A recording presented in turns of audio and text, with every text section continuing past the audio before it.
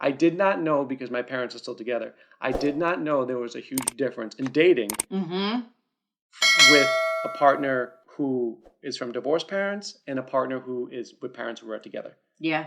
I didn't know there was a difference until pretty recently. Yeah. What was your experience, right? So parents get divorced. Yep.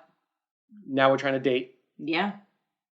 How did that affect you, let's say, negatively when you first started dating? Right? I think that I was always searching for the acceptance, like I was going to be good enough, that he wasn't going to leave me.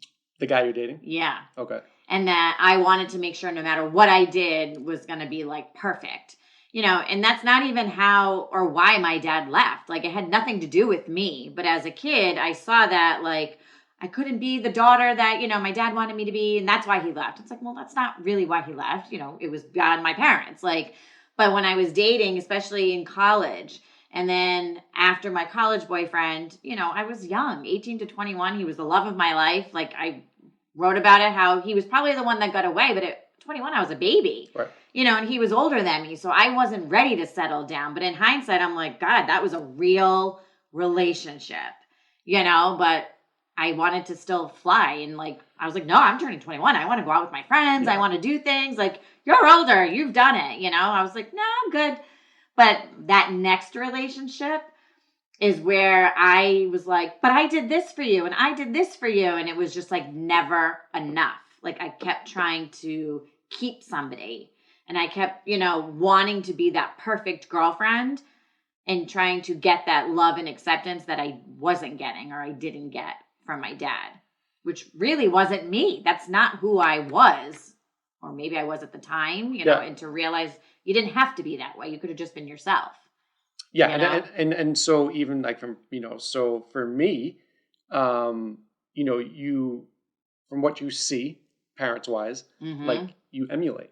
Yeah. Right. So, and I know, my situation. Yeah. So like my dad was the protector, takes care of my mother.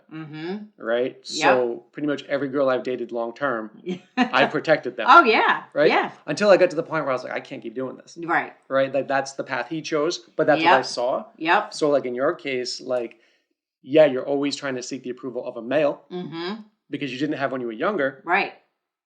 But in instances that puts you at a position where you might not be empowered. Right. Right. Or you're trying to do too much. And you might be smothering the guy. Yeah. Right. But I didn't think I was. Exactly. But now that I look back, I go, God, I would have ran too. But like, yeah, right.